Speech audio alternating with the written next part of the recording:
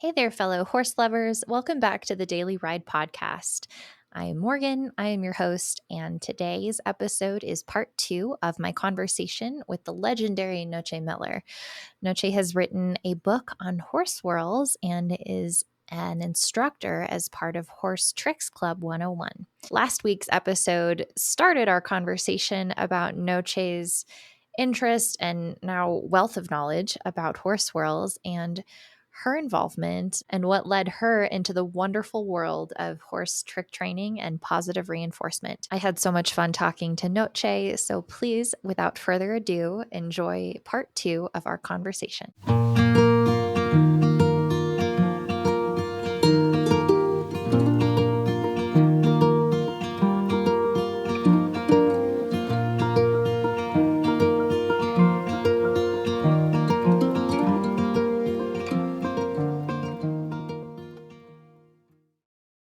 Now, my heart horse, Grace, she was a center whirl extrovert. Her ears were always forward, and it made her very good working with kids just because she was able to model emotional processing really beautifully.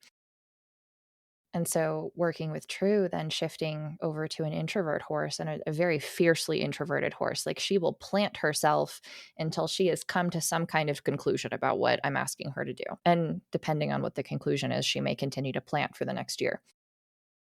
That at first was very frustrating for me until I recognized that, I do that too. And I probably come across as really stubborn or difficult, even.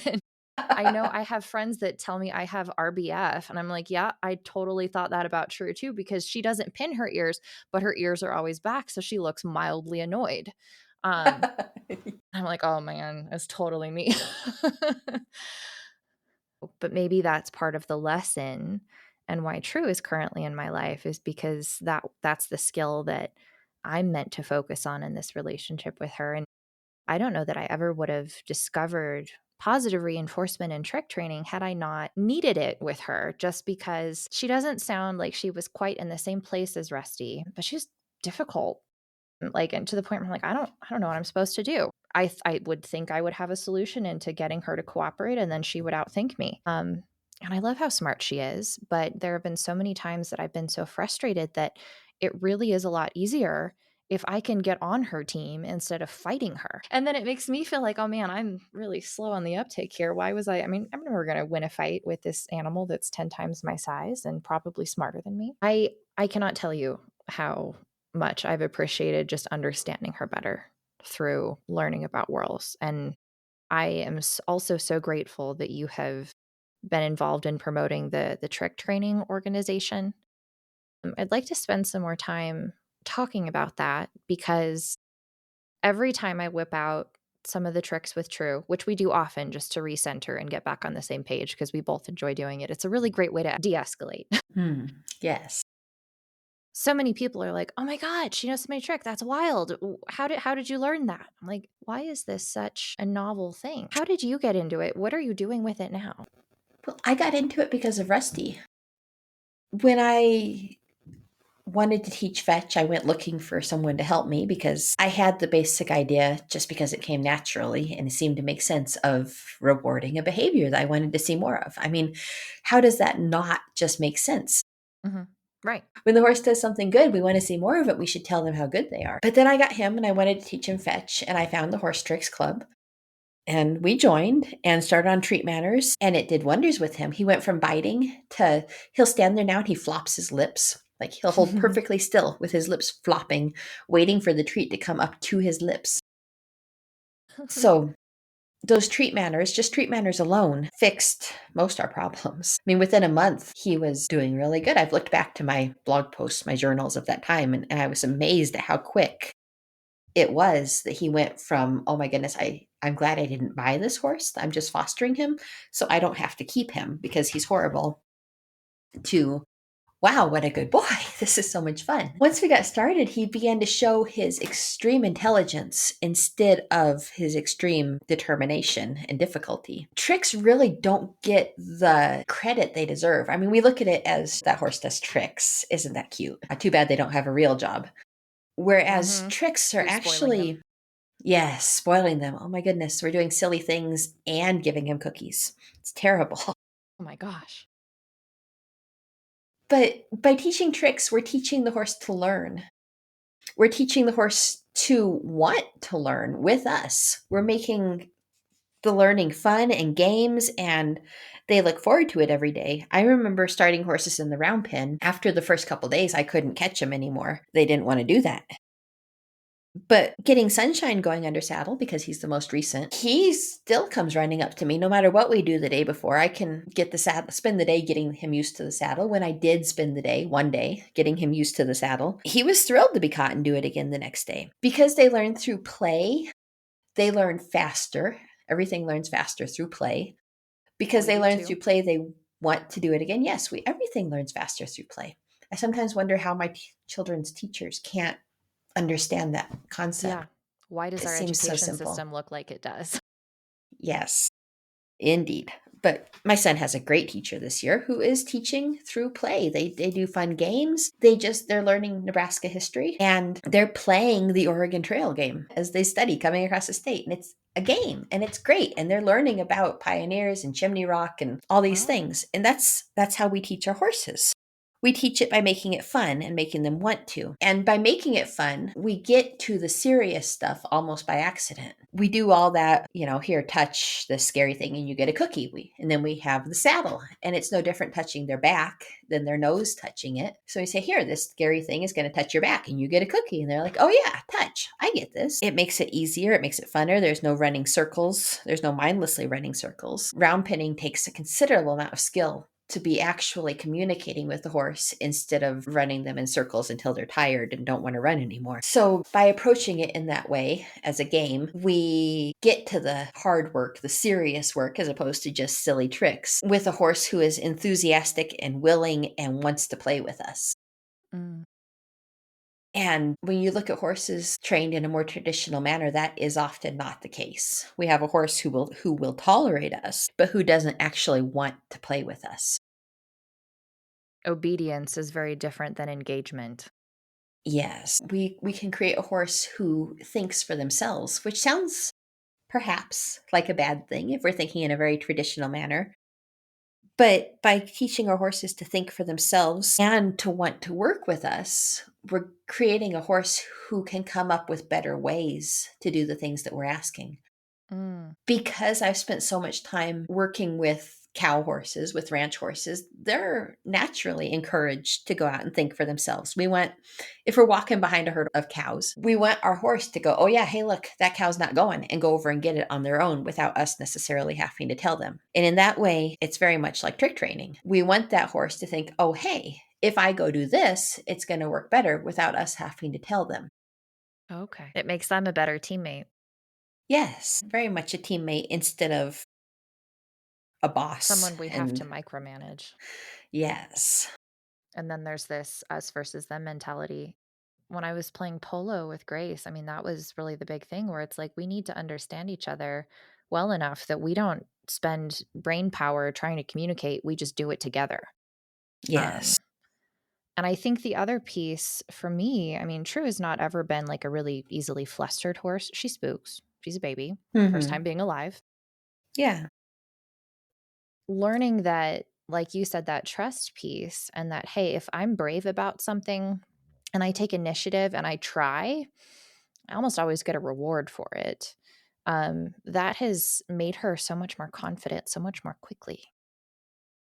Amazing how that works, isn't it? Yeah. And horses are willing to try and willing to make the effort to learn when they know there isn't going to be punishment if they get the wrong answer. We want a horse who is engaged and making that effort, not one who is afraid to move for fear of getting in trouble. Yep. Yep. One that's standing there staring at us asking, okay, what should I try now? Not one that's Yes. afraid to move. Yeah, that stock still, the dead broke bomb proof that is afraid to offer their opinion just Mm, has tuned people out and not speaking to us at all. right. Yeah. If you don't want a horse with an opinion about something, why don't you just get a bicycle? Yes, I love my horse's opinions. I think they're so much fun. And sometimes that opinion is no. And you know what? That's okay too. Just because the horse says no doesn't mean that I need to assert myself and be the boss and make my horse do what I want. And it also doesn't mean that that means the answer is going to stay no, and I'm just going to leave it at that. If I listen to my horse and let them say no, I can then ask them what it is that would make it into a yes answer. What can I do for you that will allow you to give me a yes instead Hmm. of refusing to do this? So I think that by letting horses say no, instead of this whole thing where we end up with a spoiled horse who's never going to do anything for us. We end up with a horse who can communicate and better communication skills on our behalf, better training skills, because we've listened to them as they tell us how we can help them. Because it's always our job to help them, isn't it? And Mm. horses don't ask to come in. Well, my horses ask all the time to come in and be trained. That's the problem with having them in the backyard. I step out the door and they start screaming. But in general, horses don't ask to come in and be trained. They don't ask to be ridden. It's our responsibility. We are the ones who have brought them in to do this. So we need to be the ones who can make it comfortable and easy for them to figure out what it is that we want. What a blessing it is to have that responsibility, though. What a blessing it is to have horses that just can't wait to work with you, as opposed to a horse that sees you coming and thinks, oh my God, again. Do you Yeah. have a favorite trick that you enjoy teaching or one that you find that horses seem to have as a favorite? For some reason, me and my horses always seem to end up with Spanish walk. That was that very first one years ago with the calving, trying to get the calf up, picking his foot up and putting it on there and shaking. We developed that into Spanish walk. From Cool. there, I went the opposite direction. I taught Spanish walk and then taught it as a cue to help me work this calf. Spanish walk can both get a calf up who's laying down, who doesn't want to get up. You ask them to Spanish walk over the calf. They put their foot on it and touch it, shake it, and it gets up. And moving baby calves, you get behind them and you ask for Spanish walk, and they get their foot up and push them in the butt, and it gets them going when they don't want to go. So it's very practical for ranch work, but also it's fun and it's pretty. And I do tend to have Morgans. So they're very up and high leg movement, and they just enjoy getting those legs out there. Plus, I had one horse along the line here, Harvey, a little grade Morgan guy who tended to paw terribly. And so we turned the pawing into Spanish walk, put it on cue. And then, that whole joke where you put it on cue and then don't give the cue. Hmm. It kind of worked. Once we got Spanish walk on cue, we got rid of the pawing and he could stand a lot better. So even positive reinforcement can be a deterrent for negative behaviors. Very much so. I mean, along with not giving the cue, we are also rewarding for standing still with 4 feet on the ground in between asking for the cue. So it isn't just not giving the cue, although when you're told to do a bad behavior as a person, even, it removes some of the desire to do it. Totally. Yeah.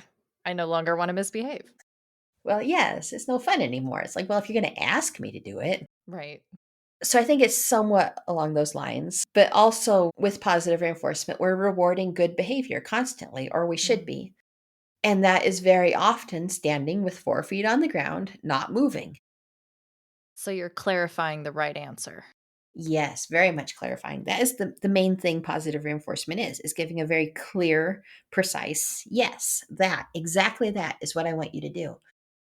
And when we remove the uncertainty for the horse trying to figure out what we want, we make it much easier to behave.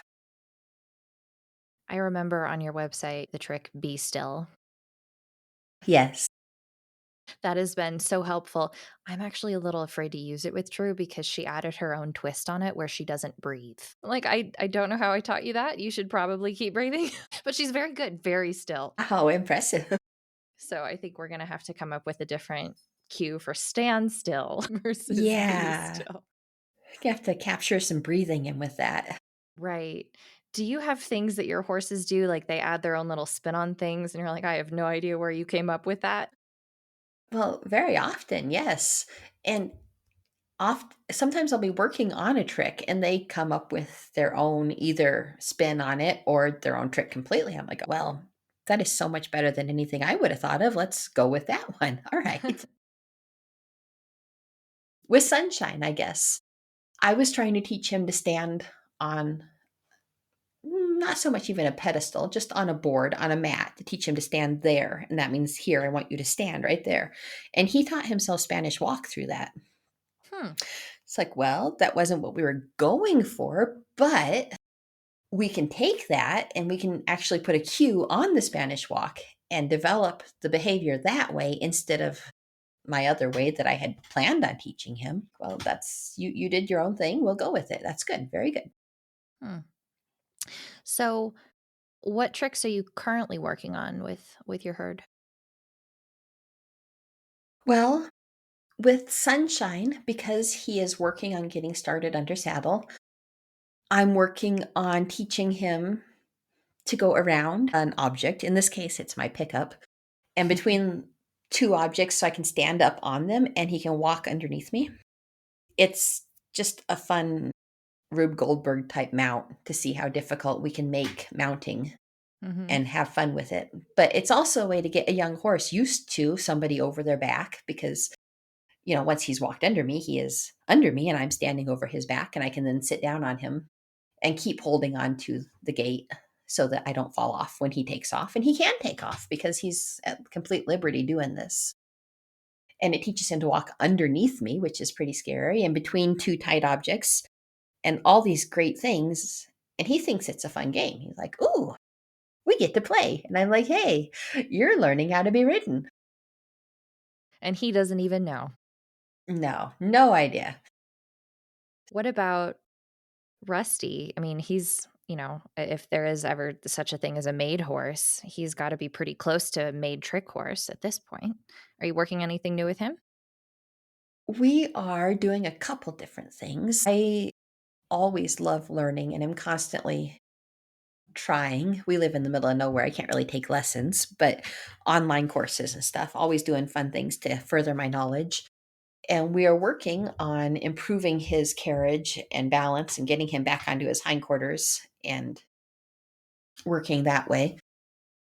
I'm not sure what you would even call that, just dressage on the ground Collection, yeah, collection. Yeah, we're ish. taking a really fun course in that. And I hate to even say this because we may or may not get it done, but we're trying for another Guinness World Record with him for the most tricks by a horse in 3 minutes. A good friend of mine and another Horse Tricks Club member has the record for most tricks by a horse in 1 minute. And I have the record for most tricks by a cow in 1 minute. Wow. But I thought it would be most fun with Rusty to try for it. And my husband thought it would be mean to try for the 1 minute since my friend holds it. So we're trying for 3 minutes to see if we can do that. And we were working on it last winter and then had some lameness issues and got busy with other things and just finally getting back to working on it again here. And that is a lot of tricks to do in a short period of time. Yeah. It's Oh my it's very goodness. difficult. So we'll see if we do it. How many tricks is that? Well, it's we can't fit it in 3 minutes, but Yet? we're like nearly to 30. Oh, We're just wow. about to 30 tricks. My gosh. That is so So, cool. well, That's it's not 10 cool tricks a until minute. and unless we accomplish this. I love competition. I love showing, and this is the current way I am able to compete. Yeah. It's so interesting to me. My parents and I still enjoy watching Roy Rogers and Trigger, and they used to Yes. say Trigger had, knew hundreds of tricks, and Mhm. oftentimes people will ask me, "How many tricks does True know?" I'm like, "I honestly haven't counted them."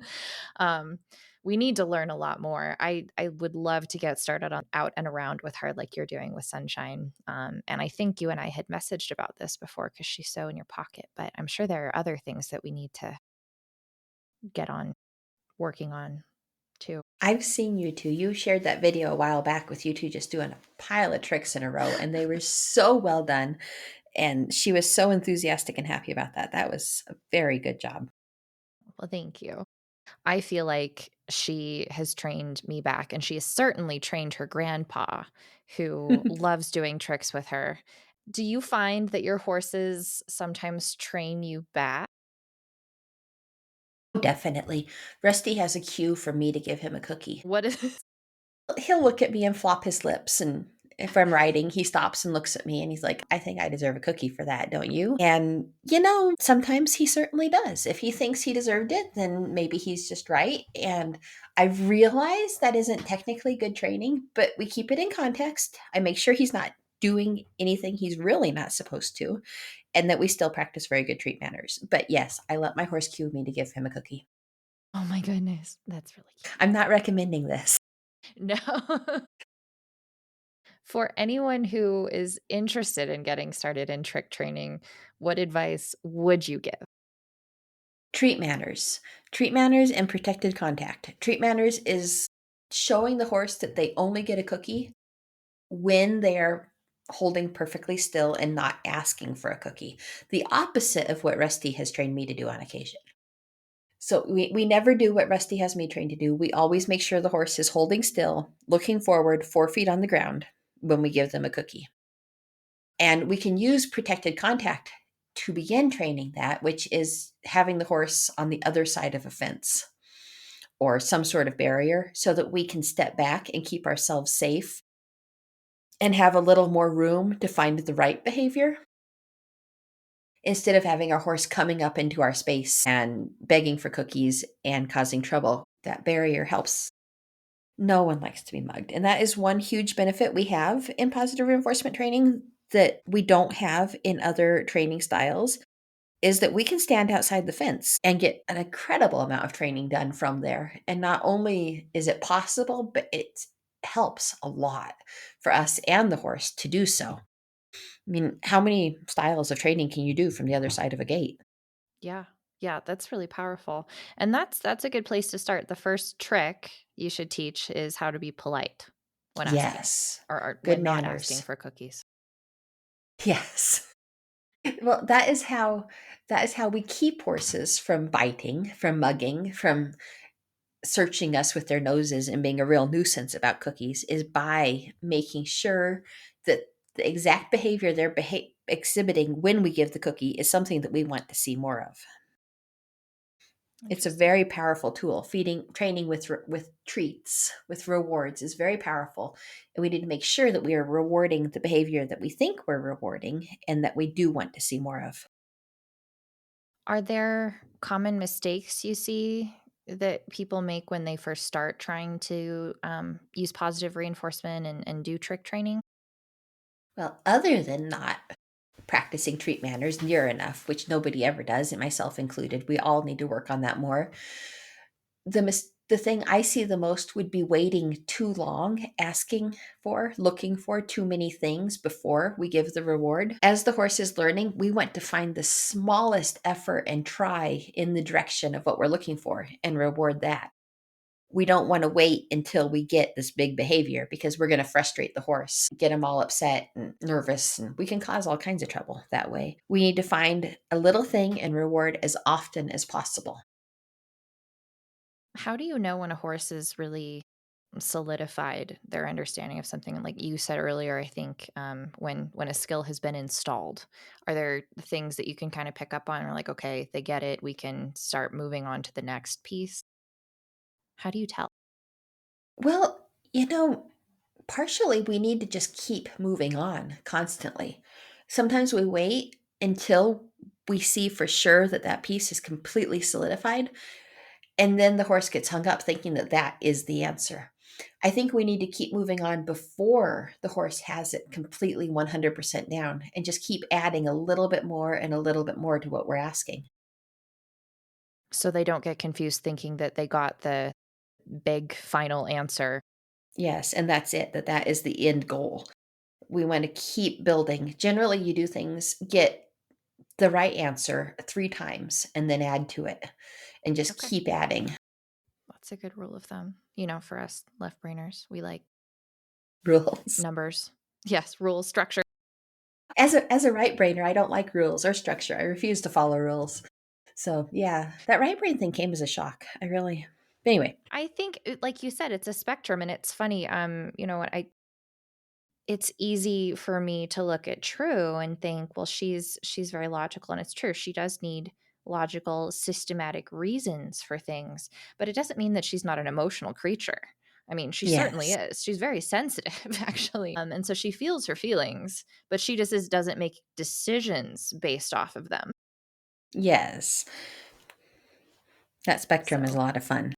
yeah, yeah, it's an interesting dichotomy. And like you said, it's fun when it reflects something interesting back about yourself that you hadn't realized either. Yes. What's some common pushback that you've encountered about trick training and how would you defend it? So many. Hand feeding horses get such a bad rap. Mm, People are just determined that you cannot hand feed horses without creating a monster.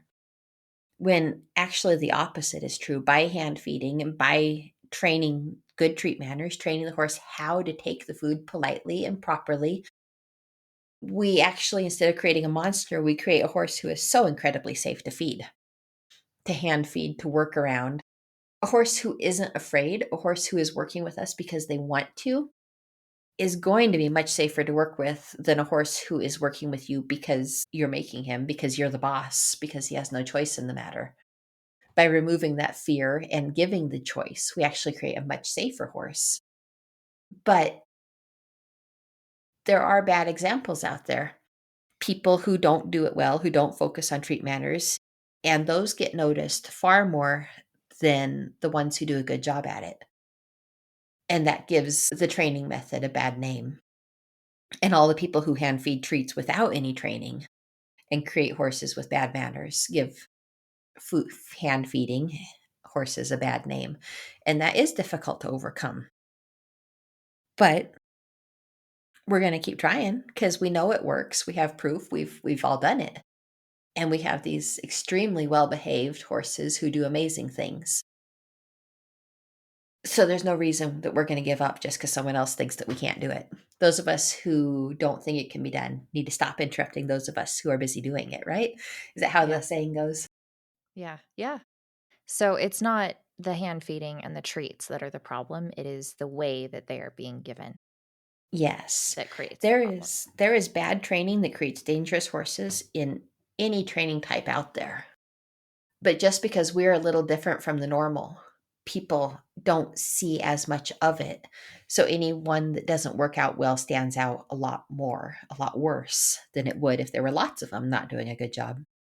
That's interesting. Yeah, I mean, very true. That is how our psychology tends to work, especially if it's uncommon or something that is not considered mainstream in the horse world. Yeah. How would you go about doing trick training or positive reinforcement training with a horse that, for whatever reason, can't have treats? Maybe they're old and don't have teeth and can't chew the treats. Well, positive reinforcement doesn't mean food. It means a reward of some sort, adding something that makes the horse want to do it again. So scratches are wonderful. Horses love being scratched. Rusty has wonderful treat manners, but actually terrible scratch manners because scratching is a much higher value reward for him. Huh. So he may stand there and flop his lips when he wants a treat, but when he wants his stomach scratched, he comes and plants himself in front of me and shows me the spot that itches, and he demands to be scratched. And while I could fix it, I haven't because it's such a good example of how it isn't treats that create a problem. It's wanting something and having it given to them without expecting good manners that's a problem. So I've left it because I can deal with it and I want to be able to show this off as an example. But Right. scratches are definitely a reward. I've heard lots of stories of old time trainers who would get on their horse, get one good thing, get off, unsaddle, and turn the horse out. I mean, that could make for a very long time training if you get one really good thing per session, but that's also a reward. Yeah. You just need something your horse likes. Sometimes it can just be you laughing and loving them and knowing that they did what you wanted. Yeah. Do you think they understand us when we tell them they did a good job? Yes, I think they I'm definitely convinced do. that True understands English. I'm almost certain of it at this point. What are some future projects that you're excited about with trick training or whorls? Well, we're working on the Guinness thing with Rusty, so I'm excited to see if I manage to get this done or not. If Rusty manages to get it done or not. I'm working on a second whirl book, this one covering more Ooh. body whirls than the temperament and looking into the muscling that's underneath there and exactly why it is that these whirls cause the effect, have the effect that they do, and Hmm. how even the old time superstitions, good luck and bad luck, come into play with the position of the whirls and the muscles that they're affecting. It's fascinating to see how there is a logical reason and cause of the superstition. Yeah. I remember there was someone with a jaw whirl, or maybe it was a wither whirl, and you said it's superstitiously known as like the coffin whirl because they tend to buck people off. Well, yes, the wither whirl is known as a coffin whirl Ah. because the rider of such a horse will die in the saddle. But there's lots of horses with wither whirls who are great horses and very happily ridden into successful careers. So it's not, I haven't figured out the exact cause of that one yet. That's a hard one to pinpoint, except that the wither whirl is, well, obviously it's over the withers, and that is a very important part of the body. We've got everything that comes together there. We've got the thoracic sling, we've got the shoulders, we've got, I mean, that is like the focal point of the whole horse's body. So it's easy to see why some uneven effect, if one side is tight and the other side isn't, why that could cause some problems. But Yeah. I haven't exactly pinpointed it. That one's a hard one and a fascinating one. My gosh, But you that's so did mention the interesting. jaw whirl, and that one is an absolute favorite of mine. It will bring the owner debt and ruin, is the superstition that comes with that. And a whirl on the jaw is set over a nerve that comes down from the no, the TMJ, something mandibular joint. Uh-huh. And the whirl is over the fascia, obviously, and the nerve runs through the fascia. And I believe this is theory, not proven fact, but I believe that whirls tighten the fascia or loosen it. And we know that nerves can be squeezed really tight in the fascia and cause problems. My So, gosh. my theory is that the whirl there is squeezing that nerve, which causes tension in the TMJ. It causes uneven wear of the teeth. And we all know that horses with bad teeth can't chew very good. They can't eat, so they'll lose condition. Mm, They have pain there in their mhm. mouth when they have bad teeth, so they'll behave badly. They'll be naughty because, they hurt. They have no And other way of telling us something hurts. yes, so if we're trying to make a living off this horse, if we needed to pull a cart through town all day, like people, back when the superstition developed, and our horse is blowing up because they hurt and they're losing condition because their teeth are bad, you're facing debt and ruin. I mean, the logic of that just fascinates me. Huh. Nowadays, we can get teeth work done. We can do some body work and release tension in the TMJ that's causing some of the trouble. There are things that are easy to fix, but we didn't have that back then. Yeah. Yeah.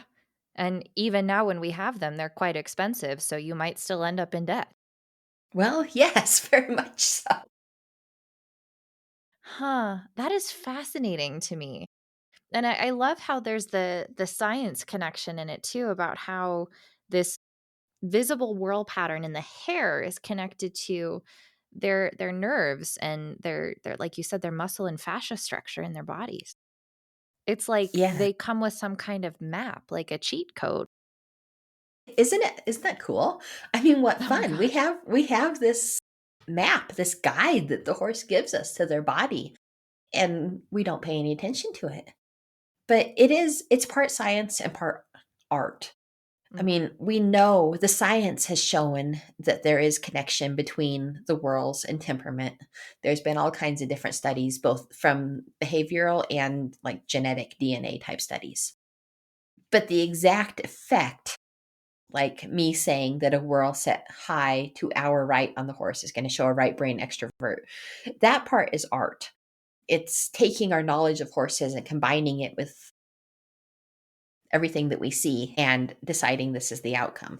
So that part is not scientific. That part is taking the science and experience and coming up with ideas. Are there interactions between certain whirl types and how they respond to trick training that you've noticed?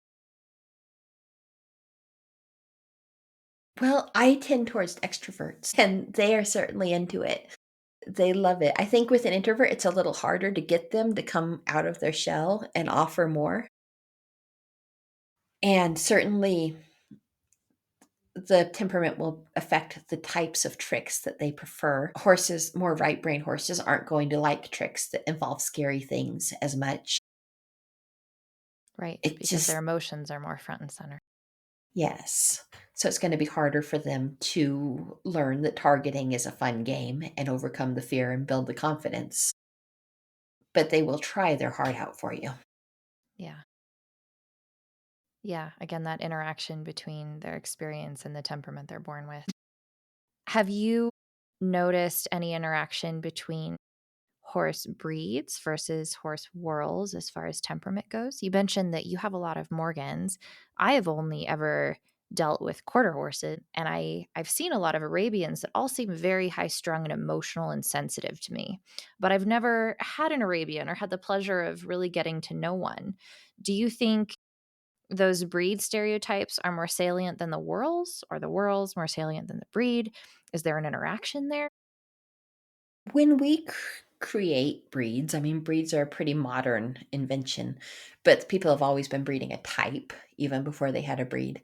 But when we create a breed, we're breeding for certain things. Arabs, for example, they started out as these brave, fierce war horses, and we kind of tried to turn them into a pretty show horse. And as we breed more for the dish and more the halter type, high strung, we breed in that extra sensitivity because the dish accompanies the sensitivity. So we may not be breeding for sensitivity, but as we breed for a different trait, we're bringing that in on accident. There's lots of things that we accidentally breed for without meaning to. Say with draft horses, we breed for big, tough, quiet horses who can work hard all day. So by accident, we get the big convex nose, which Hmm. shows a tough, determined horse who can work hard all day. Hmm. There are breed traits that accompany temperament. So there is a very basic quarter horse type head. I mean, you can look at a horse and tell that it's a quarter horse, right? Yep. Yep. Not Square, all of boxy. them. Everyone doesn't have one. Yes, big square boxy, exactly. So by breeding for that type and getting that head, we are breeding that temperament into the horse, which I mean, maybe we bred for the temperament and got the head. That one's hard to tell, but it shows an intelligent, steady, mostly easygoing horse who's going to be pretty athletic in general. We got the big Hmm. jowls. Those the Yep. big jowls show an ability to get lots of air in and the ability to be athletic. It doesn't mean the body's going to accompany it, but we definitely get types that go with breed. I mean, we all know that we can breed for temperament. People breed for temperament. That's just expected in large part. Not everybody does it. So if we're breeding for a certain temperament, why wouldn't the whirl that shows temperament also pass on? Interesting. So, draft horses, while their head shape can show a horse that, is usually the quiet, silent, work all day type, it's still possible that I suppose then that they can have a high extroverted right brain whirl. It just might not be as Could. common to see. Or Yeah. that extroverted right brain temperament from the whirl might be more balanced by the Yes, face that shape. exactly. Okay. Because there's every single thing that comes into play here. I mean, even the thickness of bone and the amount of mane is affecting the temperament Really? because, yes, the thicker the mane and the thicker the bone, the quieter the horse in general. I mean, like if you take a draft horse and you have one draft horse that has lighter bone and a thinner mane, that one is going to be slightly higher strung than a similar draft horse who has thicker bone and a thicker mane, Interesting. which is even the high strung draft horse is probably not going to be as high strung as a little Arab with very fine bone and a dish nose and the thin mane, who would be extremely high strung compared to a little Arab with thicker bone and more mane, who would be Interesting. quieter. Okay. Huh. So everything, oh, it That's all gets a connected. little tiresome thinking about it. Oh my There's gosh, so so many many things that go possible into it. options. Yes. Yeah. Wow. I feel like I've learned so much from this conversation. Thank you so much for entertaining my questions and teaching me as much as you have this afternoon. I've really, really appreciated your time. When is your new book coming out, and where can our listeners find your Horse Whorls book, and how can they connect and follow you and be part of the Horse Tricks Club? Well, the new book will hopefully be out eventually. That's the most I can say about that. It's taking a lot of study and a lot of time to figure out the horse's body. I'm not a vet, I'm not a body worker, but I want to get it as exact as possible. So there's a lot of effort going into research and a lot of little muscles that aren't actually listed and ones that the charts show them in one spot, but they can actually be completely different shapes and sizes. And it's all very fascinating. And I'm loving it, but it's going to be a while. The book that is out is Understanding Horse Whirls. It is available on Amazon. You can find more information about it on horsewhirls.com or on Facebook. There's Equine Swirls Whirl Study or Understanding Horse Whirls. Swirls Whirl Study, you can post pictures of your own horses for analysis and discussion. Understanding Horse Whirls is just posts by me. For Horse Tricks, you can find us at Horse Tricks 101 on Facebook or horsetricks101.com, pretty much anywhere at Horse Tricks 101. And we open a few times a year for new members, and we are so much fun. Oh, yeah. I love that group. It's just a good group, isn't it? Such good people. There is no judgment and negativity. We don't do that. We are just support and understanding, and we are all there to help everybody do their best. Yeah. And enjoy their horses. Yes, that's the important thing. Yeah. Yeah. I love that, what you said, doing something with play, doing something with joy. There's a quote that I got from my years teaching where, if we learn something with joy, we never forget it. And I think it's so highlighted in that group because every time social media can feel a little negative getting on there and scrolling and comparing. And Oh, yeah. then I log into the Horse Tricks Club and it's just everyone just hanging out and being silly and celebrating their horses and even the tiniest little win. And there's so much encouragement and positivity there. I've really enjoyed being Yes. a part of that. We are just as excited about the person who has managed to get some good treat manners or the absolute most basic trick done as we are about the people who are doing extremely difficult tricks with their horses, very advanced tricks. I mean, both of them get celebrated equally because they're both amazing. Yeah. I mean, they truly are. Thank you so much for your time with me today. This is such a treat. Thank you. You've been such a blessing for True and and I am so excited for everything that you're currently working on and just so lucky to be part of the tricks journey. I'm so glad I stumbled across you. We are so glad to have you, and I love following your journey and everything that you're working on, and the amazingly good job that you and True do with your tricks. You're really very good there. I bet everybody is going to love getting to see her tricks. Oh my goodness. Yes. Well, and I think that that might be something that we work into being therapeutic too. This thought just occurred to me right now in this moment. I think a lot of what I love about trick training is like you said celebrating the slightest little try and that slightest little win. And a lot of, you know, therapeutic interactions with horses are learning to hunt down that positive in your own life and create Yeah. more of that positive in your own life. And so I'm wondering if there's an opportunity in working with clients who just need a little win and just need a little joy. If learning how to trick train and practicing trick training and being part of that process in and of itself can be kind of a healing activity. It certainly has been for me. That seems like a very good idea. And how could it not be fun at the very least? How could it not be beneficial to be able to successfully ask for and get a trick from a horse? I mean, that's a pretty wonderful thing. And what fun and how beneficial it's been to get to talk to Noche and pick her brain on her understanding of horse whirls, what they mean for temperament, how it influences their body movement, and how all of this meshes into the wonderful world of positive reinforcement and trick training with horses and the joy that this brings us, as well as our equine partners and the relationships we can develop because of them. Thank you so much for joining me. I hope you enjoyed this discussion as much as I did. The Daily Ride podcast supports True Heart Healing. True Heart Healing is the nonprofit foundation that I started to leverage the healing power of equine partnership and the joy of equine companionship to support and empower children with disabilities and or life-altering illness, service members, veterans, and their families to build stabilizing relationships, facilitate learning and personal growth, find hope, and discover purpose. Head on over to www.the-daily-ride.com to learn more and make a donation. Trueheart and I greatly appreciate your support. Thank you so much for joining us today, and as always, enjoy the ride.